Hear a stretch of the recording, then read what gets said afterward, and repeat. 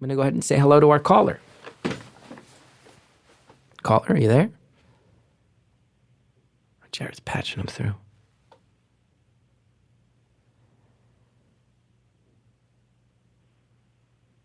Hello?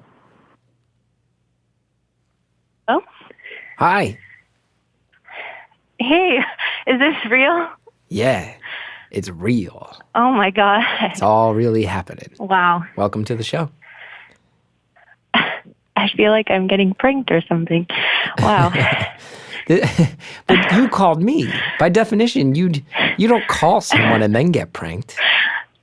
I know, but like good things don't happen to me. No, that's not true. Good things happen.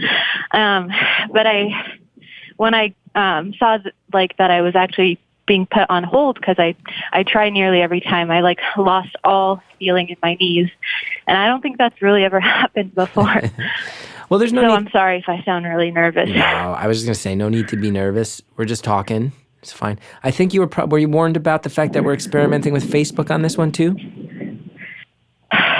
No, I'm not nervous about that. I'm just nervous to talk to you, I think. Nah, I tell you, it's just we're just bounce some ideas off each other, and if it that's true. Yeah, and what's the worst that happens? It goes poorly, and then we all move on with our day. No pressure. Right. I mean, my instinct is to like apologize before we even have the conversation, but that's not what my attitude should be or how I want it to be. Anyway. You Irish Catholic? You got a real Irish Catholic apologetic vibe. I know it well. Not Irish Catholic, but I'm Armenian, and we're very guilty people. A very guilty people. And we learn something new every day. Yeah. I'm first generation, but I feel like I have to like inherit my parents' suffering. So yeah, that's kind of like, I don't know. Wow. Yeah. That's fascinating. You said Romanian. No, Armenian. Armenian. Oh, yeah. Yes. Well, I don't want to dwell in the darkness. That's the people who've been through a lot in recent history. So I would imagine that is, you still feel the effects, right? Your families must really be connected to that. I think I just kind of took it for granted, or like how it was, but I'm 26 now, so I'm first generation, and I realized like there is some pressure on me that I just thought that's how it's supposed to be. Mm-hmm. But I don't want to like, there's like a spectrum of suffering, and I know in a lot of ways I'm privileged, but yeah, I think you realize that there's some stuff that you have to deal with. Yeah. Wow. So you've already said, we're 3 minutes in and we've already brought up the Armenian genocide, and you've said the sentence, good things don't happen to me. Man, we're really coming out of the gate. I said good things don't happen? You did. That's one of the first things you said, unless I'm going insane. I think it was when you were panicking about getting through. I think in your panic you said, I can't believe this. Good things don't happen to me. They do, but I feel like I don't deserve them. And that's the thing. I was asked, well, what would I talk about? And I think I was in a different place when I first, started listening to the podcast. It was kind of like old school, beautiful, anonymous, like just calling and be like, please, Chris, tell me like what I should do. I need your advice and just tell me what to do. And like, now I'm just like, I know what to do, and I know I have the potential. See, this is like not related to the Armenian genocide at all, but maybe kind of. I don't know. And I'm just like, I have to be ready to accept that I'm capable and I have potential just as much as anyone else, but it's kind of scary, and it's easier to self-sabotage. Yeah. Well, what kind of stuff do you do? What kind of stuff do you do that you sometimes self-sabotage? Well, I feel like I have to apologize again because I'm sure you get many of these calls, or I know, but I'm aspiring to be a writer and a comedian. So there's a lot of like, you need to kind of be a self-starter. Like you can't go to school necessarily for that. So yeah. Well, here's a couple of responses to that. One, we haven't had an artist call in a long time. We actually haven't had one. I'm actually excited Because I've been thinking a lot about art lately. I've been thinking a lot about art and why you do art and who you do art for. I've been struggling with this in my own life. Why do you do it? What's the point? Where's the integrity? What are the goals behind it? So I'm actually very excited to have that conversation. That kind of makes me nervous though, because you've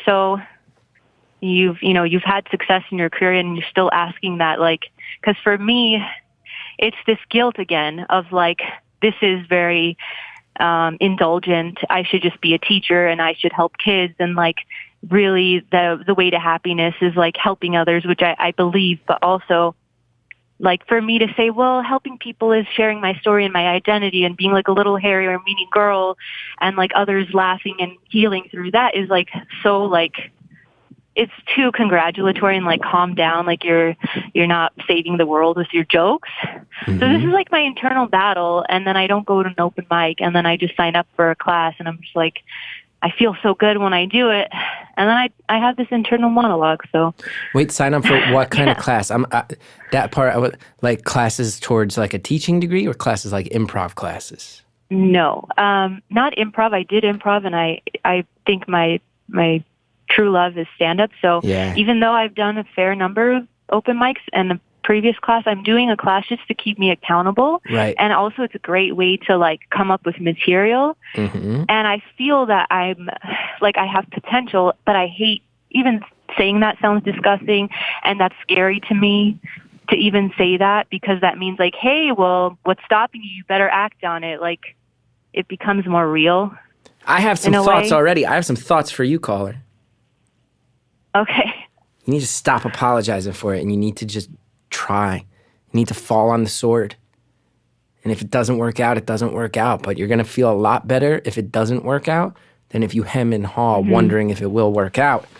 And that's just the truth. And I'll tell you something. You said it intimidated you that I still struggle with those questions. I think that should actually free you up. I think that should free you up. Because I tell you, I once witnessed two friends of mine, one of whom was on SNL, one of whom was on The Daily Show. And they were having that conversation in front of me about, I don't know if things are going to work out. I'm so stressed out. What's the next gig? I'm like, they're on SNL. They're on The Daily Show.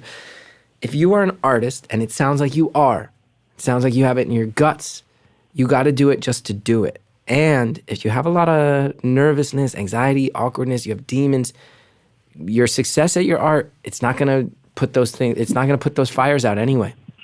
It doesn't solve your problems. But you still do manage to bring what's in your guts out into the world. And I think that's worth it. And I think that's healthy. But you kind of put your own art, all of us, you kind of wind up putting your own art on this pedestal where you think it's the end all be all and you think it's going to solve things. It's not going to fix a thing about you. That's going to come separately. Well, that process is separate. But your art should still exist because your art might be beautiful. But that's the thing, that's the conclusion, or like that's the question I'm asking at this point is I've done a lot of work on myself and like I will admit I'm very nervous and so this is like bad impression. No, but you're the best. You're great and you have to stop apologizing.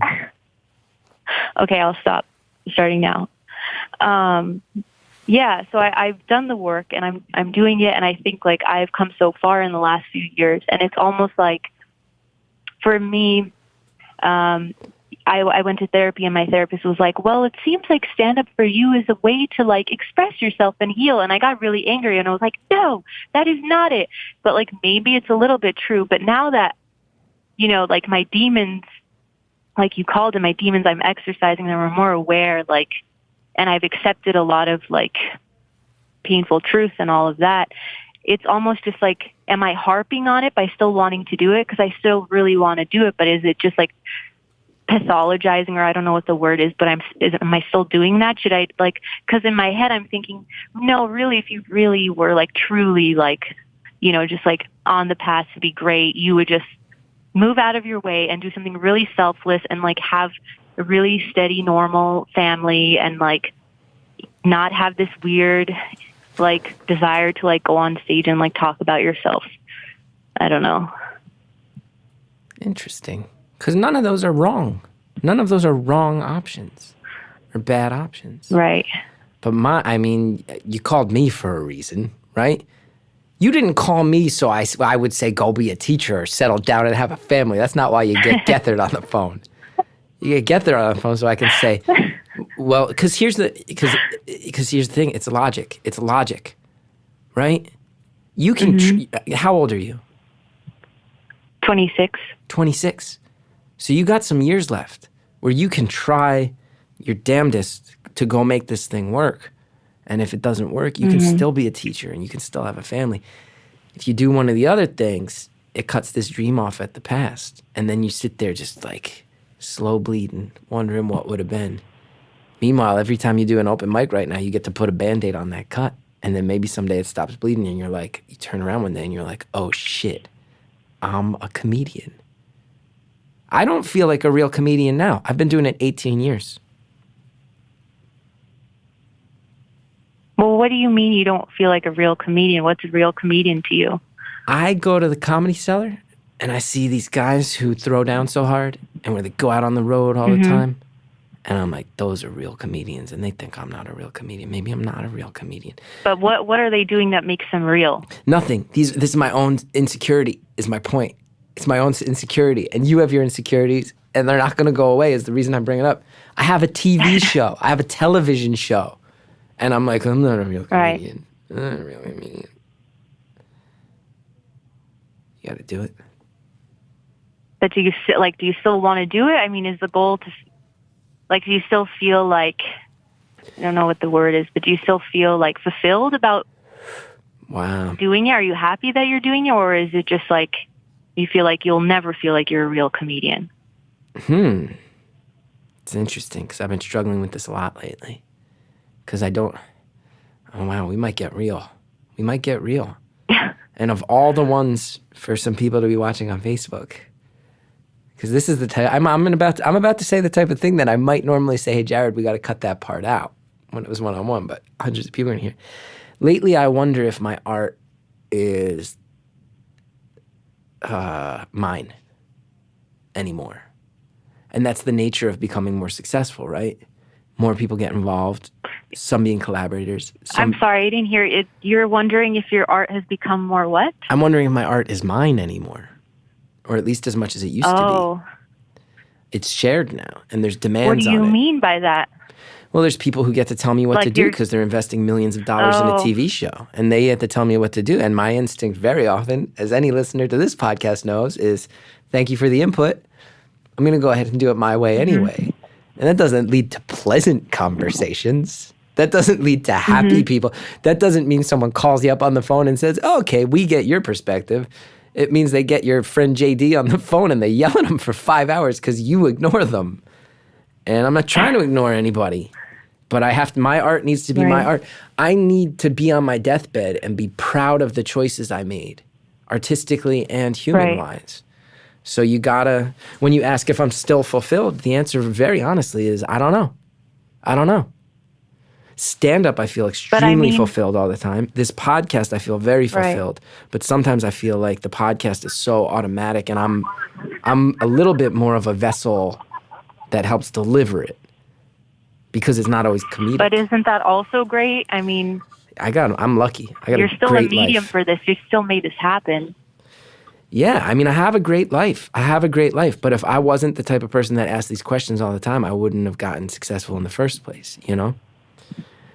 And I hope what you're taking away from this, because I don't want this to be about me, I want it to be about you. I hope what you're taking away from this is the questions you're asking and the struggles you're having right now are very real. And the more success you have, the bigger versions of them are on the way. They never go away. They just become bigger. And the pressure becomes bigger. So you got to ask if you want that pressure too. But you sound fucked up in a way where you'd be a good comedian. Thank you. You sound fucked up. You apologize and you're constantly nervous and you don't know if you want to do it. Most good comedians I know fit that, all three of those. That's like it just came up 3 7s on the slot machine. And I've had very successful comedians, like I've had comedy angels tell me, like, you need to fucking do this. But I'm still missing that gene of, like, get your ass up and do this. Like, you want this so bad. You're constantly talking about it. Your poor friends like have to hear this all fucking day. You're projecting so much anger every day at work. It's getting like worse and worse. Yeah. But I'm scared, and the real part of it, and it's like, you know, there's like the nice, more, I don't know, like abstract part, which is like, I'm scared because I really want it, and you're scared of things you really want because it might not work out. But then the other real part is maybe I'm just a lazy fuck because like no one holds your hand, and you just go to these open mics and it's 90% like white dudes, and I just feel like I'm bitching about them, and like sometimes they do laugh, and I like go on stage and prove them wrong, and I love that. I love proving people wrong. Yeah. Or like surprising people. But I mean, I guess I'm just too early. Like I'm too early in my career, if I could even call it that. But I'm just like, what's the next step? Like, I just feel like individually I enjoy them, but just the way I'm wired, I like need to make plans and be like, okay, is this great? Because I go to my 9 to 5 and then I do this and I'm exhausted and it's fine. But I also am asking myself, like, I mean, can this actually be a thing one day? And then there's like my parents, and they are older and kind of need me, so I feel extra like selfish. So yeah, I'm going to stop there. I get it all. And I've been there so many times. And can I ask, do you live in a major metropolitan area? Yeah, I live in LA. Oh, so, no excuses there. So yeah, there's a million shows to be done there.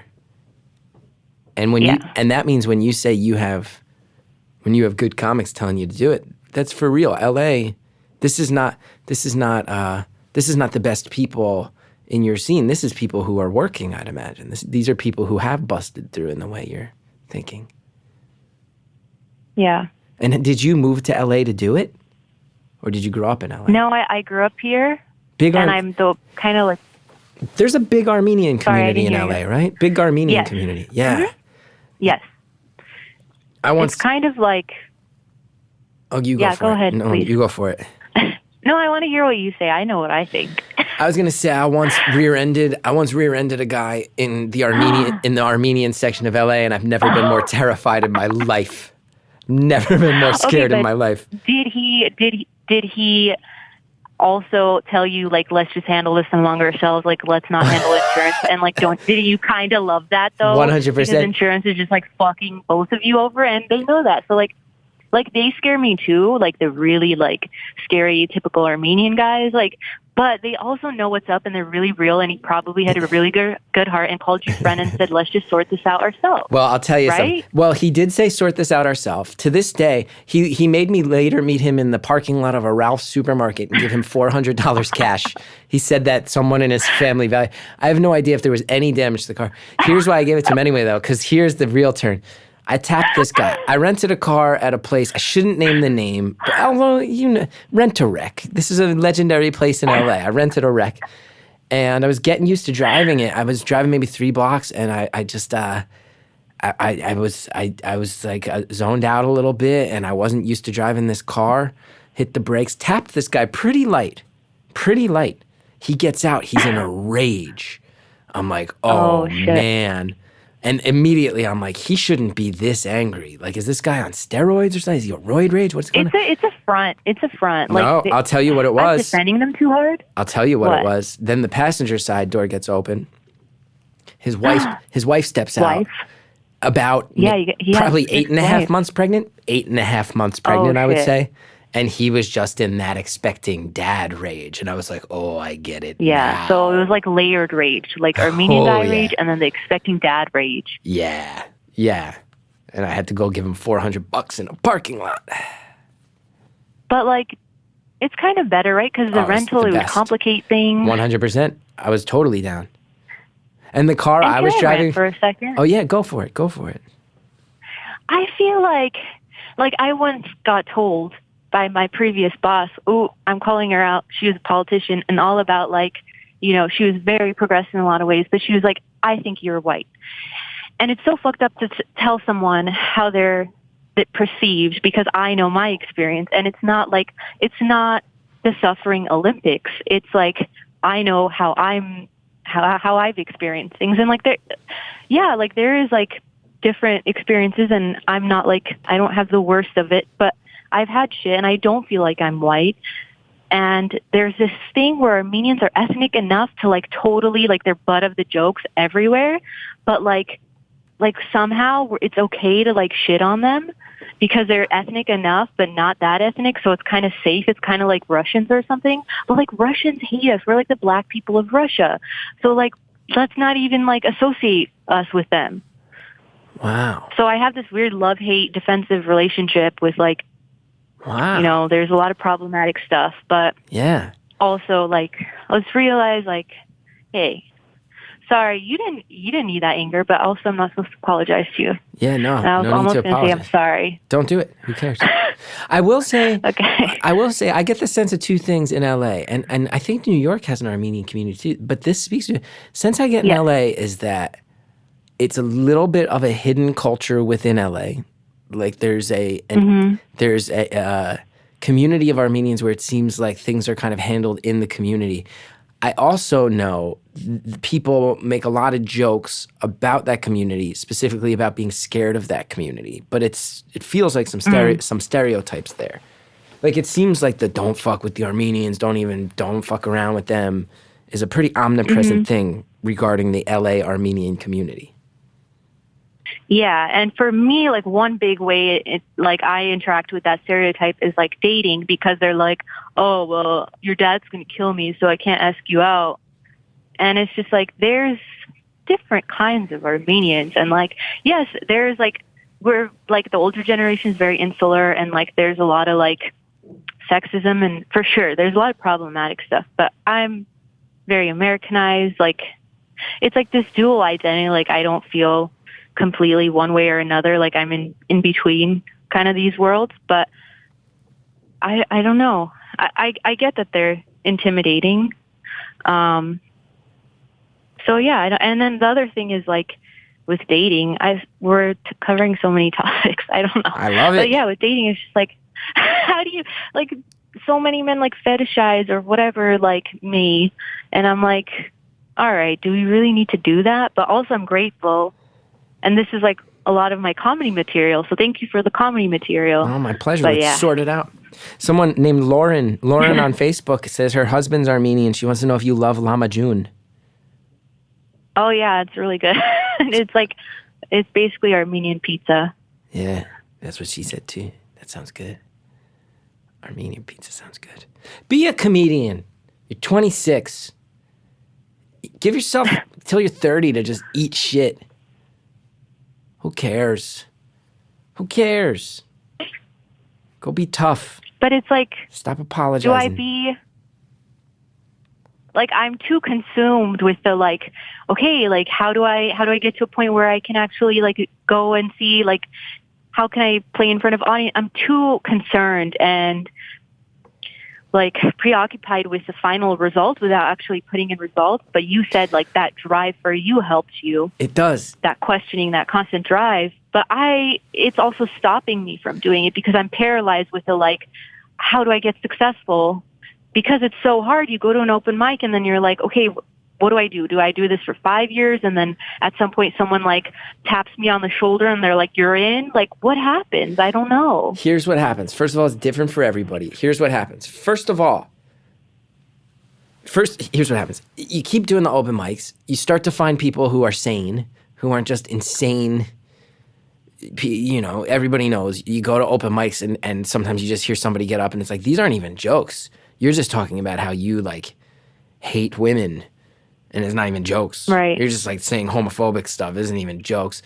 And it's miserable. Right. And then every fifth open mic, you see someone where you're like, that person's good. And you go up to them and you say, you're good. And they say, I've seen you. You're good too. And then you say, what other mics do you go to? And then they tell you where the good mics are. And you tell them where the good mics are. And they say, you want to maybe go together sometime? And then you start texting. And you text them, hey, I'm hitting up this mic tonight. You want to come? Oh, I can't make it tonight, but let's do dinner afterwards. And then you have friends and you have a crew. And then your crew starts to rise. You have a community. And you all start to bond together and you start putting on your shows. Hey, let's stop doing an open mic. Let's get the 10 of us. Let's put on a show once a month. It'll be like 3 of us on every show, and then we'll try to book 2 bigger acts every show and just try to rub elbows with them. Yeah, form a little crew. First of all, that's the actual mechanics of it. Also, you say you have better comedians telling you got to do it. More veteran, experienced comedians. Hey, you got to step up. You got something. You got to keep doing it. Well, you say to them, all right, let me open for you sometime. And you just take a chance. Just go, hey, how about this? You got a smaller show? Let me open for you sometime. And then the worst they say is, nah, you're not ready yet. And you go, how about in a year? And then they go, okay, touch base. You just get yourself on stage. And here's the other thing I'm going to say. Is that you were saying, like, I'm so worried about the results and I'm thinking so hard about how it ends. You don't get to decide how it ends. And this is something that every young artist needs to understand. It took me way too long. The result is not up to you. You get to make it and put it out there, and that's all you get to do. We have it in our head. I'll make it. I'll write my jokes. I'll put my jokes out there. Someone will notice. I'll get a writing job. I'll wind up doing character acting on this show. I'll wind up going on the road. No, you don't get to decide that third part. You make it, and you put it out there. And then you try to be a really smart person, a social person who's not scared to link up with the other people you like, a person who, when other better, more veteran people give you compliments, you say, that's awesome. Let's grab a cup of coffee sometime, or let's do more shows together, or are there shows you came up doing that I should know about because I really respect you and I like you. You gotta stop apologizing. You gotta stop worrying about the results. You make a thing, you put the thing out in the world. That's the part you get to do as an artist. Some of my favorite artists, no one ever caught on. No one ever caught on. Henry Darger. You know who Henry Darger is? No. He was an insane man in Chicago who was a complete hermit. Children in his neighborhood were scared of him. He's a weird guy. He goes to the hospital. His landlords who lived downstairs from him and like never ever saw the guy. They go up in his room. They find all these insane, giant, beautiful watercolor paintings. This guy wound up writing a novel that was about 20,000 pages long.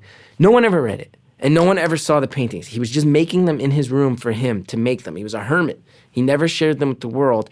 Now he's considered like the godfather of American folk art, and he died. And his art has become this legendary thing. He just made it to make it, and you got to make it to make it. And I will say this, my friend, if you don't want to do it and you're sitting around questioning it too much longer, go do the other things. And this is tough love. But if you don't need to do it, if you don't need to be an artist, why would you ever do it? Because it's hard, and no one wants to hear about how hard it is because there's people with much harder lives. Nobody wants to hear about it. You made all the choices that got you there. So if there's something else you'd be happy doing, do that. But from listening to you, I don't know if you'd ever be totally happy. You sound like you are being very nice now, but have a quiet rage inside you. You've indicated this a few times. That is really astute of you, and I didn't know that until I took improv, and even though it wasn't my favorite, I realized my emotion of choice was rage, and I never have thought about myself as that person. And then I was like, whoa, I always thought I was a sad bitch. Yeah. I always thought I was a sad bitch. She says, wow. Where did you take your improv classes? UCB. Yeah. That's the place. Yeah. I probably know the teacher who yelled at you for being too angry all the time. No, she didn't. She actually encouraged more. But I just noticed, I was like, wow, I'm really going for anger every time. But I just want to say thank you for that was tough love. That was like a real answer, but still empowering in a way. I mean, you still are, the decision is still mine to make because you're like, hey, if you don't want to do it, don't do, or if you don't have to do it. But I don't know. And then it's like, you just have to make that choice because my first therapist, I'm saying like my first ex-wife or whatever, she just was like, yeah, just be a teacher and then write on the weekends. But bad trend. I don't think it caters to that lifestyle. You kind of need this madness of just roaming around and I don't know. But I think I'm going to keep that with me. The fact that you're saying that you just make it and it's not up to me. You just put it out there and you still be smart so you can be seen. Well, you already know so much. You already know so much. The fact that shrink would say to you, be a teacher and then write on the weekends, and you're like, nah, I don't think that works. Fuck that. You got to go all in. You already know more than you're giving yourself credit for. But I will tell you, for anyone, not just artists, maybe is one of the least healthy mind spaces to live in. Maybe I'll do this. Maybe I'll do that. You're going to drive yourself nuts. Right. You're going to drive yourself nuts. Have you ever been that way, or do you just do it and then self-reflect after? On my best days, I just relentlessly create, and I don't worry about it. And everything I've ever made that anyone has given a shit about is something I made because I was like, I need to get this out of my guts and out of my head. The stuff where I sat and thought, oh, maybe I'll write a spec script about this thing, because this thing, blah, blah, blah. Waste of fucking time. Waste of time. But when I'm like, I have a show in my head, I need to get it out, and I wind up on public access TV, and then people are calling from all over the world telling me it means something to them. That's obviously I struck out trying to pitch that show around before I went on public access for half a decade of my life. Everything I've ever made that anyone cares about is because it came from my guts. Even this show, I said, I think people are tired of hearing podcasts where celebrities pat each other on the back. I think regular people need a platform. Let me try it. And I'll tell you, I'll call out Earwolf. Earwolf initially said, we're not sure. And then episode 1 drops. Who's the man now, dog?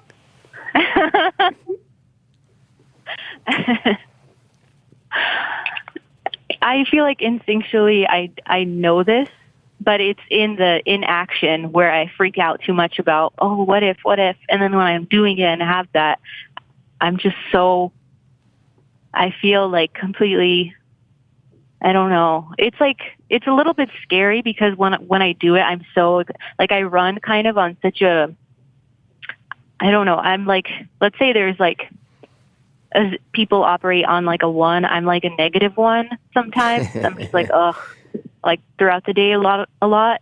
But with comedy, it's I took 2 lines of coke and I'm just yes, I have so many ideas. Well, that's a sign. I want to do this, and I'm just and it's a lot. But then I don't do it, and that's where the anxiety comes from. Well, that's me too. I'm sitting on it. The only thing that makes me happy, and that's why I knew I had to do it forever, even though it was terrifying. It's the only thing that makes you happy. Then do it. And do it for real, because you know how. You're telling me you don't know how, but you know exactly how. And you know that. Yeah. You know how. You're just scared. You're just scared. And that's okay. Don't wait till the fear goes away. Do it now. Coexist with the fear. You're not going to eliminate the fear. So you got to stand on stage knowing that the fear is going to be standing right over your shoulder. The fear is your friend at the end of the day. The fear is not going away. So if you want to wait until you feel confident before you start, you never start. How many shows a week do you do?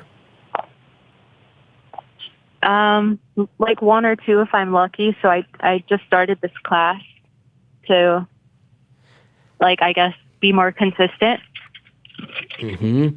Now, stand-up classes, some have a good reputation and some have there are a lot of comedians that say classes sometimes are not great. And there's comedians who say this in a harsher fashion, but because you could just be doing open mics. And I bet you could be doing 5 open mics a week. Yeah. I make excuses a lot, too. I'm I'm tired, my job, I'm tired. No. You know there's excuses. You got to ignore the excuses. I don't know. I just want to see you do it. The hell was that noise? It sounds like you just got attacked by creatures from a sci-fi movie. So I just stepped outside my work, and there's people just walking around. It's typical beautiful anonymous. I actually was in the bathroom, and I got the alert, and I was ah! And I had the courtesy to wash my hands, and then I came outside. Might lose my job. It's okay. Maybe that would be the best result. I don't know. Maybe that's the best thing that could happen from your call. I know that. I'm egging people. I'm poking them. How? To be fire me. What? Fire What do you do? me. I like this. I like when your rage comes out. Tell me what you do to get them to fire you. I just have this, like, I'm very overqualified for this job. And everyone's just, like, wondering, what the fuck are you doing here? And instead of being, like, cute about it for the first 2 weeks, I was like, oh, I'm just here to move up the ladder. I'm open about it now. And I'm just like, ugh, okay. I read, like, fucking Toni Morrison in my spare time. I'll copy this. And they're, like, babying me on how to scan it, like, a document.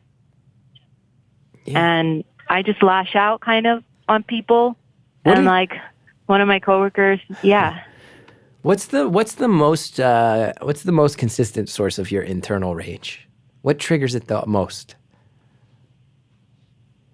I think I need to, like, pinpoint it. I don't know. It's just like, I think it's like this bitterness of, like, no, I know better, and I know the kind of the cards I'm handed, but, like, sometimes the other person, they won't meet me where I'm at. They won't meet me in the middle, whether it's with dating, whether it's life. And it's just like this bitterness, like this old Jewish man of, like, that's me. Did you just say there's an old Jewish man who lives inside you? Yeah. Did you effectively just say you're a 26-year-old Armenian lady who has an old Jewish man living inside you expressing bitterness? For sure. Wow. For sure. Even the pervy part, the creepy part, that's, yeah. Oh, wow. You got a pervy side, too, a creepy, pervy part. Yeah. Like a depraved, creepy, like even more creepy Woody Allen. What does that mean? Neurotic, that's you? What does that mean? Yeah. I don't know. I don't know.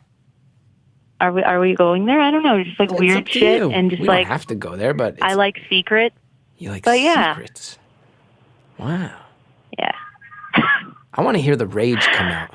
I want to flip this lack of confidence into rage. What do I got to do to get it to come out in the course of this call? Okay.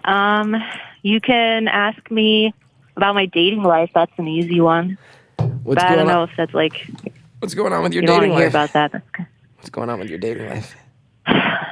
Well, I live in LA, and I think that's like, even the word toxic, I don't want to use LA of me to say it's toxic, but it is. And just the dates I go on are like, I'm kind of hungry. I'm trying to like look good. And then I go on a date with like a mediocre white man who's nerdy. And I can't his interest in calm down. I'm a mediocre, nerdy white man myself, so... No, you're not. I'm very mediocre. I'm extremely mediocre. No, I mean in terms of, like, you don't think the world owes you everything. No, I'm not one of those guys. Like, No, I'm a fan of white men, but just the one... like, trust me, I'm, like... my dating history is, like, very not diverse, which kind of probably that's where my fucking problems go, but not really. I don't know. Like...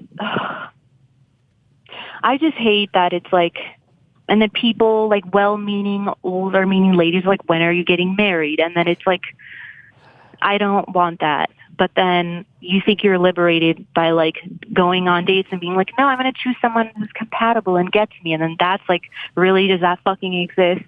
And like, I get shit like guys saying like, I have a Taco Bell body. Like, you can't say that. Like, someone said that to you? Yes, and I'm not making it up. A man used a man on a date said, you have a Taco Bell body. Was this an effort to like neg? This is what he said. Was this like a player? No, because what he did was we went on a date. He had 5 beers, which was like, okay, all right, cool. And he told me, as he was like probably like, tipsy or whatever, he was just like, oh yeah, my black coworker would love you. And I was like, okay, like that's not problematic at all. And then and I was just like, what do you mean? Like, I don't even have a big ass if we're going to stereotype. He's like, no, it's kind of, and I'm like, okay, all right. He's like, it's kind of like, you're not thin, you're not fat, you're just like, Taco Bell body. You said you like Taco Bell. I'm like, okay. All right. And then when something like that happens to you, and it reminds me of my childhood getting bullied. I think that's where the rage comes from too. Oh, is like share that. Yeah, share that. I mean, do I pick a story? There's a lot. I just got teased a lot. Whatever you and want. like it was just like I got teased by my cousins a lot, and then my peers at school, and I just was so humiliated in the moment. It's kind of like that flight. What is it? Flight or fight or flight? Fight, but there's freeze, and I was freezing, and I was just like, oh shit! Like, I remember one time. Do you know what Chinese jump rope is? Chinese jump. I know what a Chinese fire drill is. Chinese jump rope. It's like basically like hopscotch or something. I don't know. It's like a game that kids play, and you have to put your like. I don't know how to describe it. Like the fob in me is coming out, but you're just like skipping rope kind of. And if you have bigger legs, it's going to be easier for the other person to play when you're holding the rope. Mm-hmm. And so I remember my quote unquote friend was like, "Hey, I want to like play when Christina's on because it'll be easier." And it was so humiliating. So I'm like, "Oh, you gotta bleep that name," but it's a very common name, so nobody's gonna identify you based on that. We're going to flag the name right there. Sorry. Bleep the name. That's okay. That's okay. That's okay. Yeah. But yeah, so see, I got caught up in my rage. I get it. I get it. People have been messing with you your whole life. Like, hey, like, let's play when she's playing, 'cause she has bigger thighs. And I'm just like humiliated because I'm like, oh shit, you found out. I was hoping you wouldn't notice, but you noticed. So like, let's just glaze over this. I'm not going to say anything because I don't want to dwell on it because that means I fucking noticed. So, and then like 5 years or 15 years later, you're just like, fuck you. Like, you put on some weight after elementary school. Yeah. Like, we're even now. I might even look better than you. Yeah. But yeah. Look at that. Wow. That's amazing. Yeah, I'm just very bitter, I guess. But I'm also like a happy, peaceful, love and peace. That shit makes me happy too. Mm-hmm. I don't want to be like super negative. I don't see it as negative. I truly like, I think that kind of stuff is funny. And like when I hear other people say it and I can relate to it, I laugh and I laugh from like my belly and it feels really nice. Because it's like, if someone has gone through shit and suffering, I'm just like, oh, instant friend. Yeah. Yeah. You link up. You feel empathy for the other people who have taken their licks in life. Yeah. Wow. I get it. You've all the bullied, dating problems, internal rage, lack of confidence. Yeah, you're a comedian. We have about 17 minutes left, by the way. Oh, wow. It's so funny because like I feel like I would know exactly what to talk about with you if I wasn't actually on. Like, so I've just like kind of given up on like, oh, that would never happen. Like, so now actually when I have the chance to talk to you, I'm just like, being annoying probably and trying to, I don't know. Why do you undercut yourself so much? Why do you undercut Armenians yourself? do that too. It's like a humility thing. Like it's cute. And I think women do that too.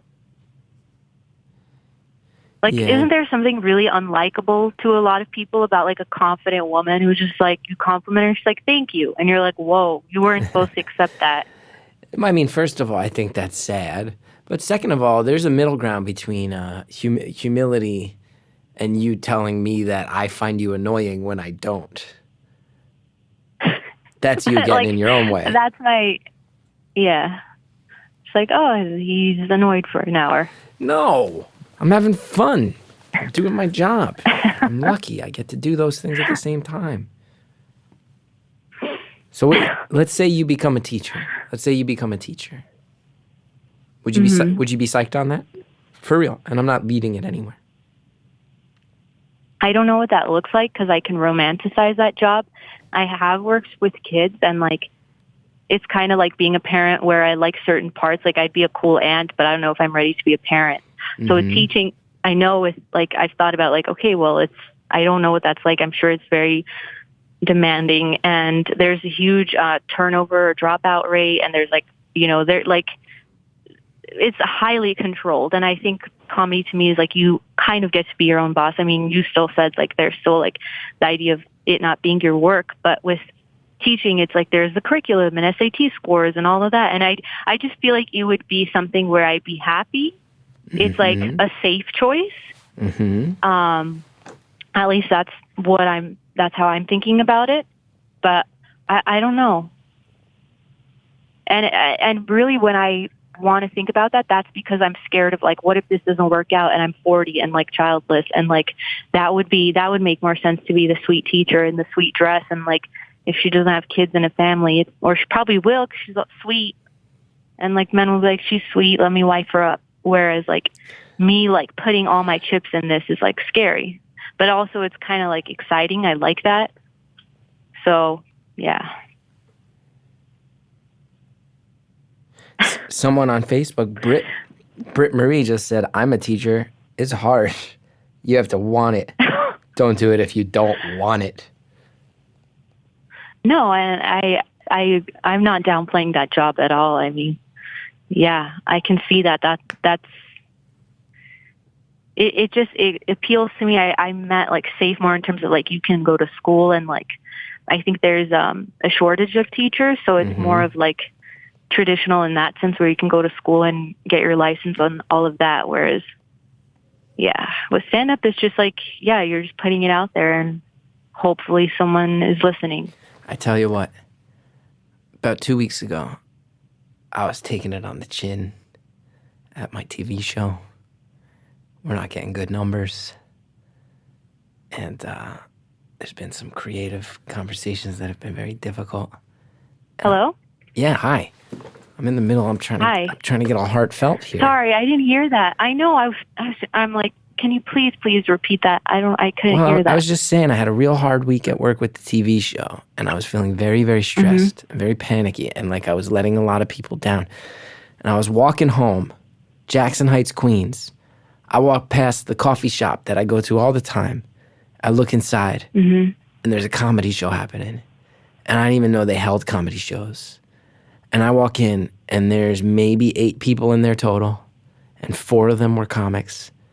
And the owner, who I know, and he knows I'm a comic, he's very supportive. He comes up to me. He's like, do you want to do this show? I was like, dude, I didn't even know you were putting on comedy shows. He's like, yeah, it's just so small. I didn't want to waste your time. I was like, are you kidding? I get to do a show like a block from my house? It's amazing. And there are 8 people there. And I mean, I'm not a big deal, but I had an HBO special last year. I go on the road, I perform sometimes for hundreds, if not thousands of people. But I tell you, I walked into that coffee shop. They let me do 10 minutes. 8 people saw it. And it was the best 10 minutes of my week. It was the best 10 minutes of my week by far. And I couldn't... What made it? I couldn't not do comedy. I'd explode. My head would explode. And I don't know if you feel that way about it, but if you do, you gotta stop apologizing. You're like going hot and cold on me. In what sense?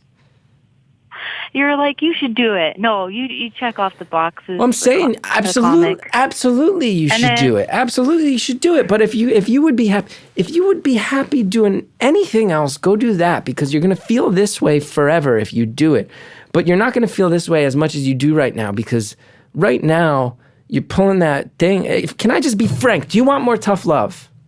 Yes, please. Stop pulling the bullshit where you say you don't know how it works. You know how it works. You're scared, and you're admitting that, and that's commendable. Just go try. Give it a year, and go try, and go hard. And do an open mic every day. And interact with a comic every day. And do it.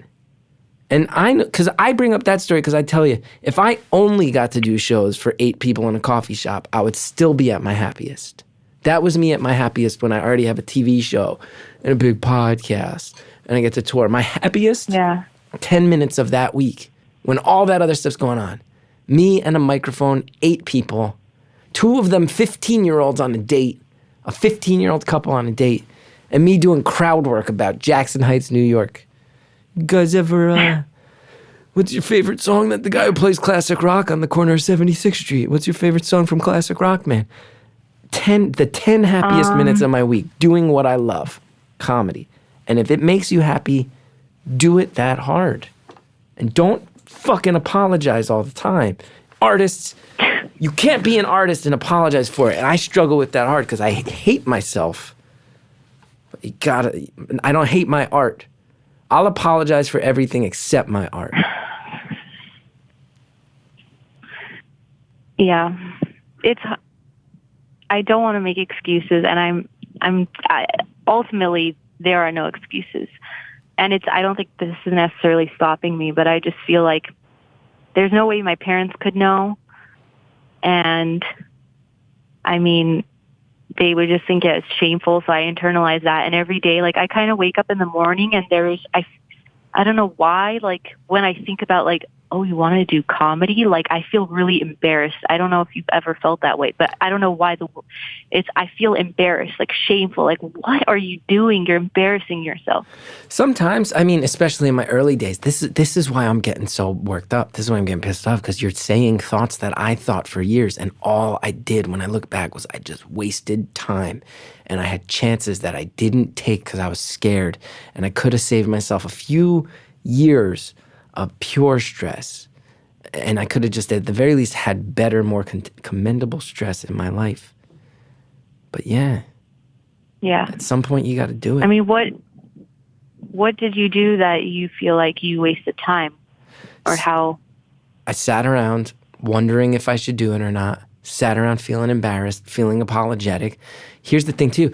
You apologize for it, and you don't really mean it. And then somebody else goes, oh, yeah, I've been wondering what's up with that. And immediately you just convinced yourself. Someone else just validated your bullshit opinion that you don't even really have. You know what I mean? You spend all this time embarrassed and apologizing, and it's your own insecurity. Then you put it out in the world, and it becomes more real because you're saying it, and other people are receiving that message. Can't be embarrassed. And because here's the thing, I stopped being embarrassed. At some point, I was like, I'm a comedian. Oh yeah, and just having these conversations, undercutting myself, being self-deprecating because I was embarrassed. And then at some point, I was like, you know what? No, I'm a fucking comedian. I get to go on stage, and if other people laugh, that means I'm not so fucking alone. I feel alone and weird and in my head all the time. And then I say some shit, and sometimes I don't even expect that part to get a laugh, and other people start laughing, and I'm like, oh my God, thank God there's other people in the world who feel as fucked up and lonely as I do. And then you realize they're laughing. Oh, they must be having the same feeling. I'm not as alone. And then you realize, man, maybe some of us aren't just chasing validation and fame and careers and money. Maybe some of us want to make comedy and make art to make other people feel better. And that's what got me over it. It's not about me. It's not about if I'm embarrassed. It's not about how I feel. I put career suicide out. I was fucking terrified. And I hear the saddest things from people all the time. And I'm like, I'm going to be known as the sad guy forever. But you know what? I've also had people tell me that they understand their kids more. And I've had people tell me that someone who in their family killed themselves, that they understand a little bit more. And that, it's like, it's not about me. It's about that. And I got brought out to talk to the fucking Navy, to a Navy squadron about depression. And I had people coming up to me saying, I've never told anybody this in my life, but this job's so fucking high pressure and I question what I do. And you're saying shit that I've thought. In the same way that I hear songs and certain lyrics, I'm like, I've thought that. In the same way that I watched that Gary Shandling documentary and every line in his journal, I was like, oh my God, I've thought that. You got to stop being embarrassed because it's not about you. And there might be other people who get something out of it and you're holding back on them. And that's not cool. There's other girls out there who were told they have thick thighs who need to hear you get angry about it because they're not in a position to. Yeah.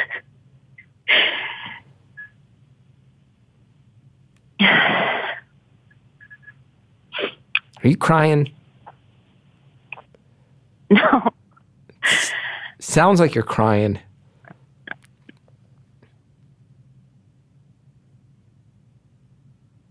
Why'd you get so quiet? Was I a dickhead? Was I a dickhead? You are crying. You lied. You're lying. No. You're lying because you fear vulnerability. Because you fear vulnerability and you're embarrassed of vulnerability, so you're crying and you're scared.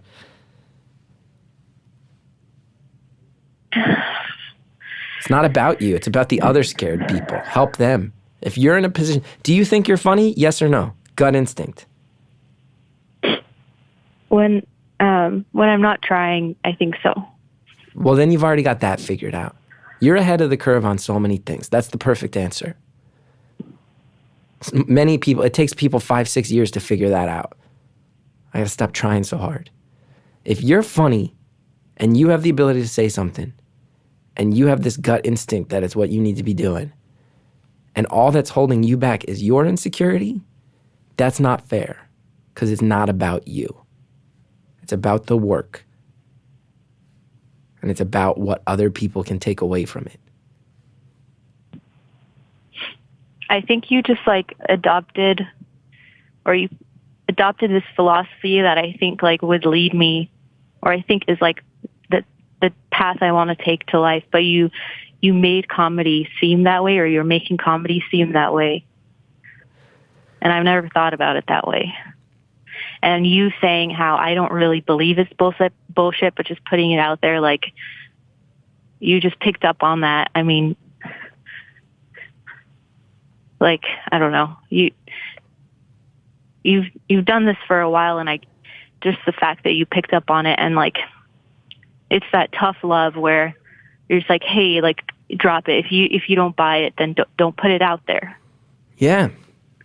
And you can think you're bullshit. I think I'm bullshit all the time. But if you think your work might not be bullshit, do not hide it from the people who might need it. You know? I think about there's people who sign up for the Red Cross and the Peace Corps, and those are heroes. There's people who join the military for the right reason, and those are heroes. I am not one of those people. But on my best days, I'm man, someone shows up to one of my shows and they've had a real shitty day, and then I make them laugh for the first time that day. That's a good service to provide. And on my best days, that's what I'm doing. So you can think you're bullshit. I think I'm bullshit. But the work is not bullshit. And if you think you have something to say that's not bullshit, it's not about you. Get out of your own way, because it's not about you.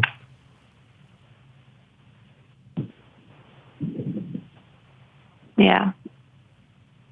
You got any shows lined up tonight? Michael's asking.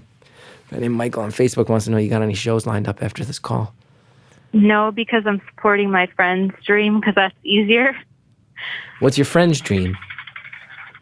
She wants to be a singer and a songwriter, and I encouraged her to quit her job because she's in a place where she has savings and people who can support her, and she's finally doing it, and she's recording an album and help, and she has help with people from the industry, and I'm going to her teacher's show, and that's awesome. And you helped her get there. Yeah. That's if you're not doing your own show, going to see that show, very good alternative. Yeah. So you're the one who tells other people to get out of their own way. Because I'm at that breaking point, like you said, where you're just you finally were screw this. I'm tired of hearing me complain. It's not cute anymore. And it's draining. And it's not, at some point you don't believe it, because at some point it was easier to buy into that because you're a victim, and that's easier. But you're at a breaking point. You're no, it's not that, dramatic, and sometimes dramatic is romantic. The world isn't screwing you over. You can do this, and just do it. It's not always about maybe someone will discover me right away, or it's not going to happen. It's kind of life, and it's this in between, and it's not super glamorous, but it can be magical sometimes. But it's when you're kind of not thinking about it. And I know this, and like you said, you know these things, but to act on them is different, because then I'll just switch to that complaining mode. But I'm at that breaking point, and I think the fact that this is when I get to talk to you, not literally every week when I call, and it's it's a joke how I'll call 15 times, but now is when I talk to you. It's how many more kicks in the ass do I get? Fucking Dave Chappelle, he told me, if you don't do this, I hate you, I'll hate you. What? I'm just a piece of shit now if I don't do this. He saw me perform once. He couldn't even look me in the eye afterwards because I bombed so hard. Fucking Dave Chappelle said you should do it. Why the fuck are you on the phone with me? introduced me to Dave Chappelle. That guy saw me bomb so hard that he was looking to... Chappelle's telling you to do it. What a fucking bomb to drop at the end. You don't need Chris Gethard's pep talk if Dave Chappelle already gave you one. Thank me in your Emmy speech, because I'm never going to get one. What the fuck are you talking about? Chappelle said yes. Now you're just being an asshole, my friend. And I never say that about callers, and I feel weird saying that to a woman. But comedian to comedian, comedian to comedian. I'm not, though. It's not like he was like, hey, man, good to see you. He picked me out from the crowd because I was hanging on to every word, and he said, he's like, what are you, some politically correct teacher? You're not laughing. And I said, no. I saw an opportunity. I said, I want to be a comedian. He said, why haven't you done? I said, I made excuses. I went on stage with him and Michael Che. I took a shot, and he was like, you have good instincts. If you don't do this, I will hate you forever, and come to me when you're ready. And what the hell? That's insane. And I feel like you got up on stage and telling you. You got on stage in front of Chappelle and Che. And you held your own. And they said, good job. And I riffed because I didn't have anything. Yo.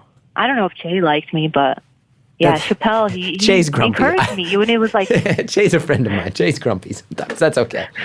You got Chappelle encouraging you. No. You got Gethard encouraging you, baby. Much less impact with that one. But do it. Do it. No. I believe in you. Even if you don't believe in yourself, I believe in you. Get out of your own way. It's not about you. We already hit 0. Jared just got his finger hovering because he saw me on a rant. Any closing words? Okay. What's your last sentence to the world? I just want to say thank you. And if anyone is listening, also get out of your own way and believe in yourself as much as you believe in others. And you know what my favorite thing about that was? You didn't fucking apologize. What?